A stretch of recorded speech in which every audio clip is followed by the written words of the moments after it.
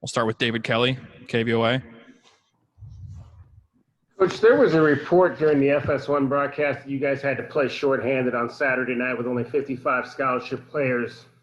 Well, what can you tell us about that situation and how that may affect you moving forward? Well, I think, it's got a big echo right there. Can you guys hear that? Yeah, we can hear you fine. Yeah. But somebody's got their stuff on, so it's going back. All right. I would say this, that is a situation that I think a lot of people are dealing with more. I mean, and those numbers got out. It's day to day and it's week to week. I think you've seen it for a lot of different programs across the country and different games that have played without people from, the number one team in the country to everybody else. So, where those numbers are, they fluctuate during the week. Obviously, we've played 4 games, right? And other people haven't played that many. So you've got a combination of COVID. You've got a combination of injury, just a number of different things. And to be able to play the games is really important. Our guys understand that, but, those numbers have fluctuated week to week. Mm-hmm. And I want to ask about a particular play you guys had in the second quarter, a running play where you guys had Josh McCauley pull when he had a defensive tackle looked it was like zero technique. Is there a possibility to check out of a play like that? I mean, how does that happen when you got a D tackle, just you can allow him to just come across the line knowing that your center's about to pull out of there? Yeah, that does happen. We can check out of it. There were other times, obviously, where we were able to get that block and get what is termed a pin pull series, even with a zero. That that ball is going outside. So, is it the best option? No, but those are that scheme schematically still had a chance if we get the down block that we need. And so the down block has to come from the guard. Exactly. Right. Next question, Michael Lev, Arizona Daily Star. And just to answer your question, David, there's you've got a couple different things going on with a zone scheme, with a man blocking scheme to knock people off the ball. In this situation, obviously, Josh has given up a little bit weight with their nose. He was about 330, 40. And so those angles for him to use his athleticism become important. There are other times in the game where we had success running that same play. Go ahead, Michael. Okay. I want to pick up where we left off the other night and ask you about Grant. You guys did have a chance to, I guess, get out on the practice field yesterday. Is there any update on his status? Not yet. We got on the practice field last night. Probably know a little bit more today and tomorrow. I just put it that way because, he didn't do anything last week. So we're going to defer to our medical team and see where he is later on in the week. Given how the offense was kind of, up and down during the game, struggling at times, did you consider lifting Will at any point and putting in Rhett Rodriguez or Kevin Doyle instead? But I thought our issues were not related to the quarterback position Saturday. I think as you watch the game, as you watch what happened, we had issues in protection. And, and I thought that Will's ability to use his legs got us out of some things. So, it's, I say it all the time, a quarterback gets it's just like the head coach. You get way too much credit when things are going good and you get all the blame when things don't go well. And he understands that. But, as I said Saturday night, there's 10 other guys on the field. And, one interception was a poor route. And the ball was tipped, and it was a poor route. So, and then, protection was an issue, obviously.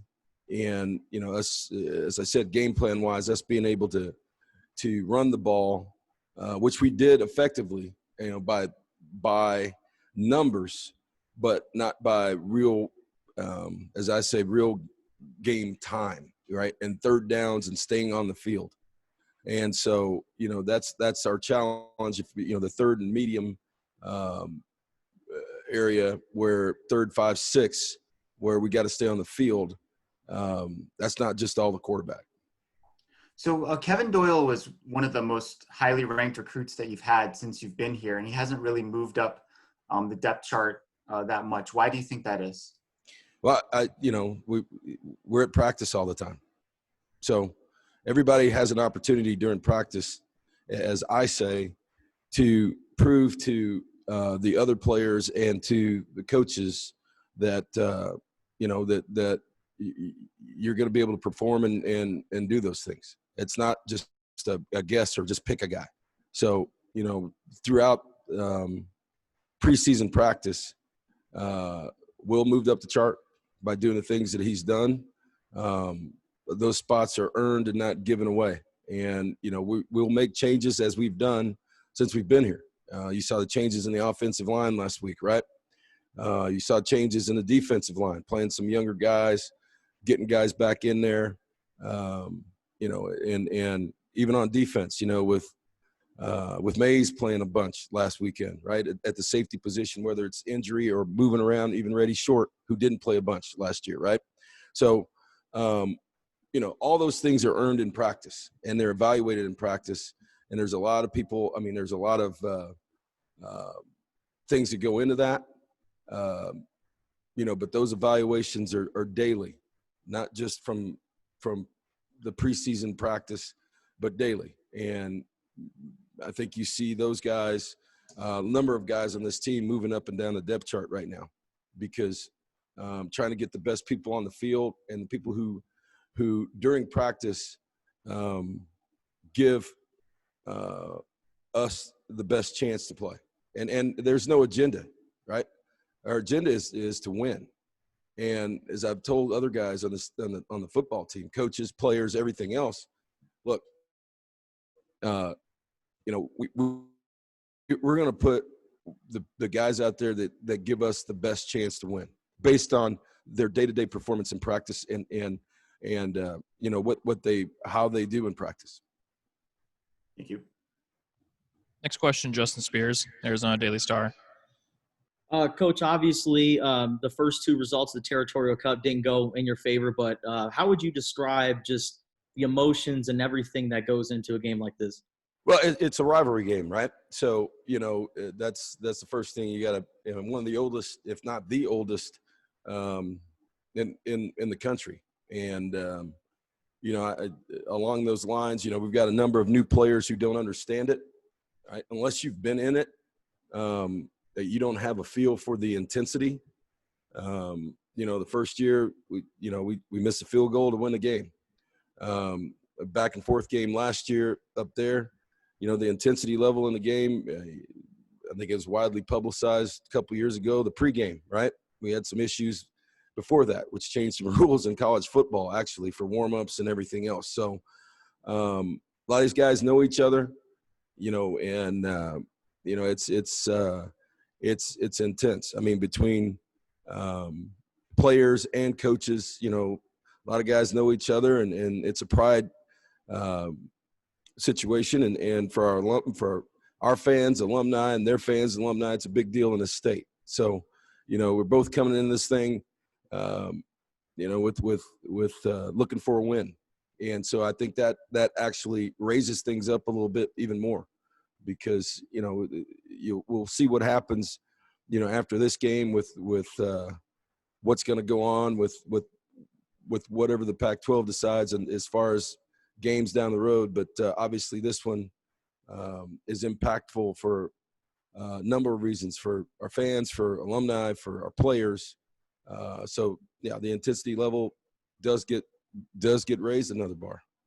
And with the uncertainty of, what's going to happen after this week, do you kind of approach this as a bowl game, considering the losing streak? And No. It's we're approaching it as a rivalry game. It's been on the schedule, and there's no time for that, just because we're on a short week, right? So we're playing Friday night, we were on the field last night after playing, Saturday night. So there's no time for that.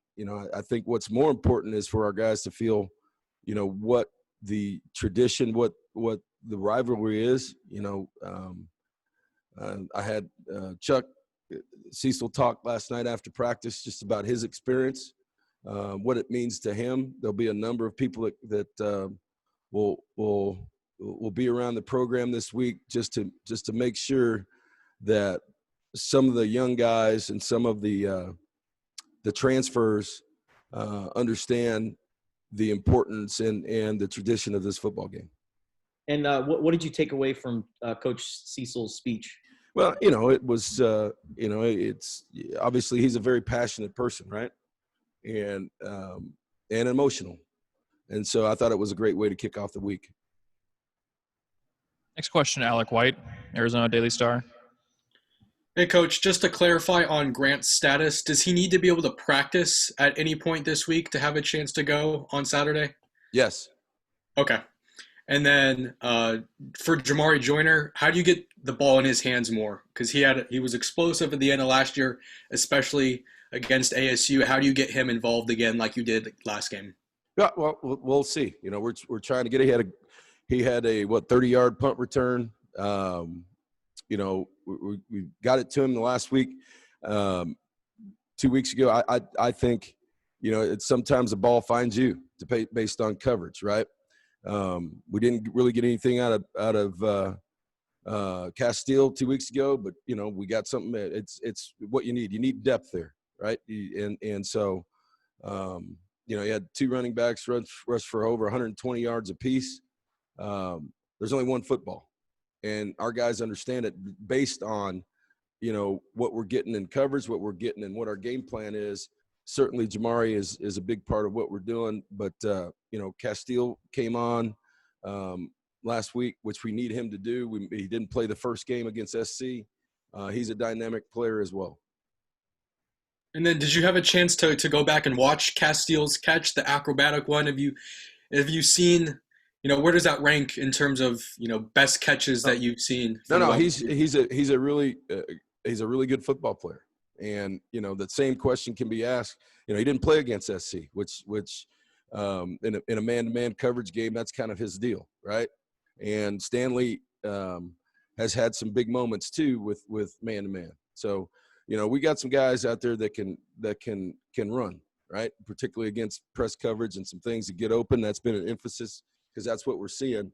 So, the more guys we can get on the field that have an opportunity, with particularly against man-to-man coverage, with BJ being back.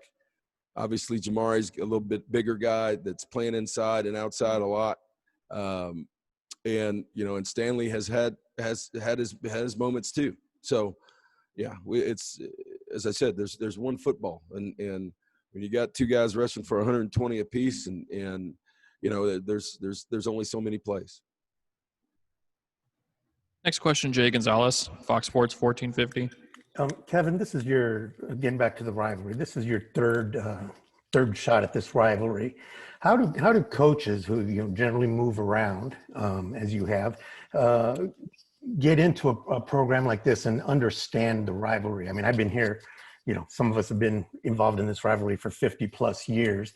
In your third year, how are you able to capture the importance of the rivalry, but primarily to the fans, and really kind of put that out for the players? Well, I just talked about that, right? I just covered that. But I'm trying to get to you personally. With Chuck talking last night, and for me, you think back to the first game where we had some incident before the game, right? And that was on national TV, and to lose the game by missing a field goal at the end. Doesn't get any closer than that. Doesn't get any more intense than that. So for me, that's easy. And for our players who've been involved in it, that's easy. I think for the new guys, whenever, and it's not unique to the Territorial Cup, because you've got guys at all kinds of schools that are playing in rivalry games that may or may not be from that state or that area. But once they walk on the field and they're wearing that particular university's logo and uniform, they figure it out pretty quick, right? And in this case, our guys get it.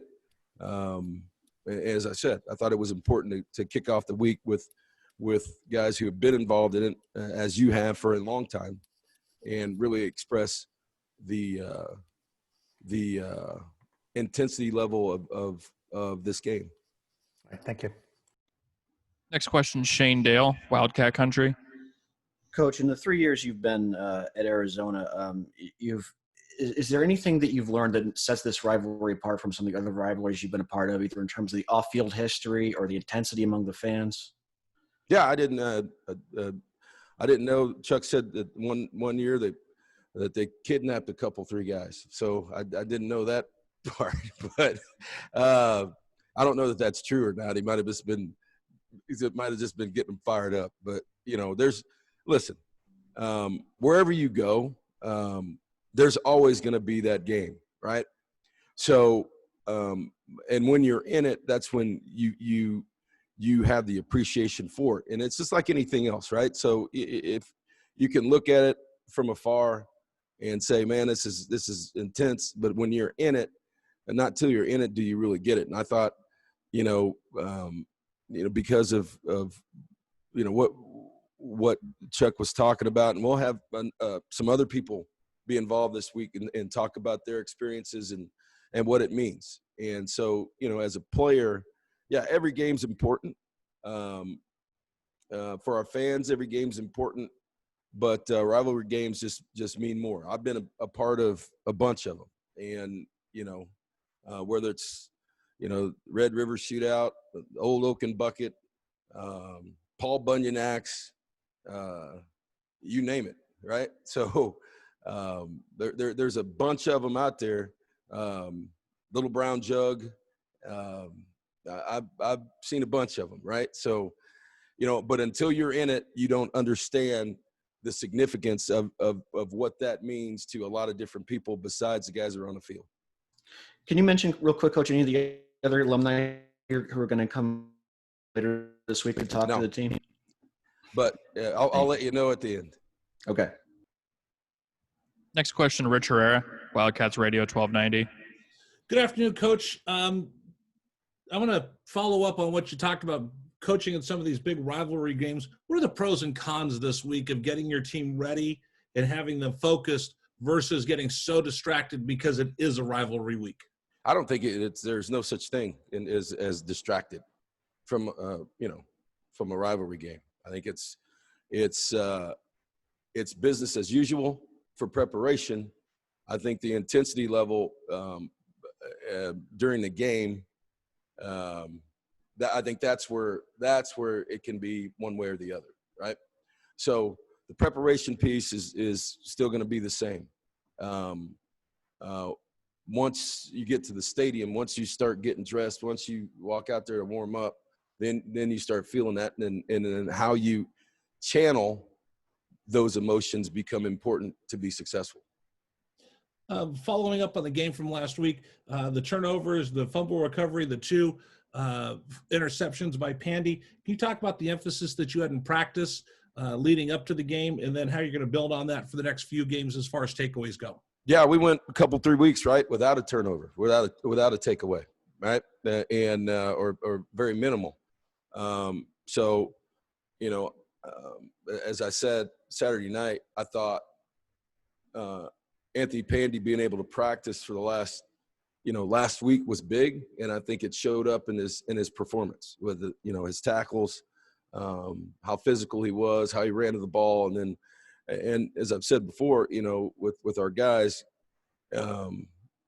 good things happen to people who play hard, and good things happen to teams that play hard, and I thought that was one of Pandy's best performances, since we've been here. So, that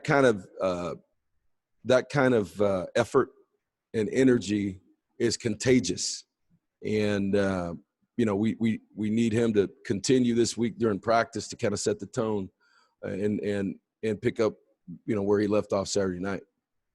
And finally, like we ask you every week, can I get 2 different sound bites, one on Arizona State's offense and a separate one on their defense that we can use in the pregame show?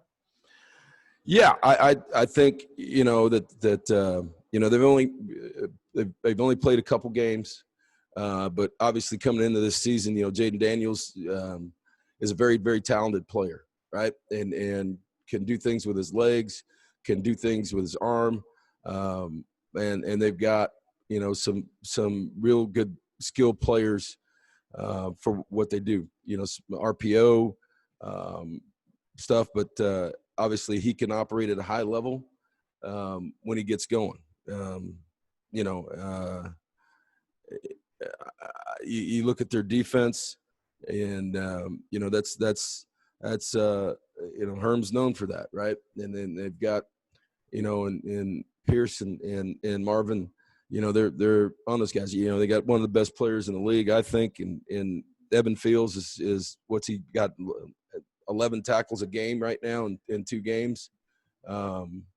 You get to, and Robertson, is another 8.5 tackles a game. You got 20 tackles a game between those 2 guys, right? So obviously, we gotta know where those guys are and block them, and to have a chance, because they've been in those 2 games, they've been pretty dynamic defensively. So, they've got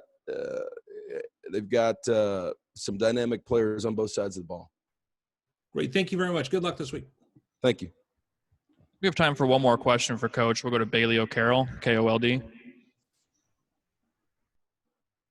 You're muted. Bailey, you're muted. Okay, now it should be good. Sorry. Hey, Coach. So we've almost beaten this subject to death, but one more question about the rivalry. So much about rivalry games are the atmosphere, right? Like once you run onto the field, the crowd's going crazy. That obviously is not going to happen this year. Once you get to the game, once your guys run out onto that field, what's your job in making them motivated, maybe more so than just any other game this season? Well, just what I said, Bailey, I think, from, a couple years ago, you saw that before we can even get out there, right? So, it's coming into game 5, really 4 games without fans, right? Our guys, I'm not going to say used to it, but they've been through it before and understand, what that looks like, what ambient noise looks like or sounds like. So, in the end, just like when you're a little kid, right? You didn't have 50,000 people at a game. You played the game because you love the game, and you played hard because you want to win. And so, that we've talked about that. That's the big deal. It's disappointing for our fans. It's disappointing for a lot of people. But in order to move forward with the football season, that's where it is right now. And this is it's 2020, right? So there's a lot of things that are different for these young guys. From grab and go food and different places in hotels, different social distancing when we meeting on Zoom. Everything's different.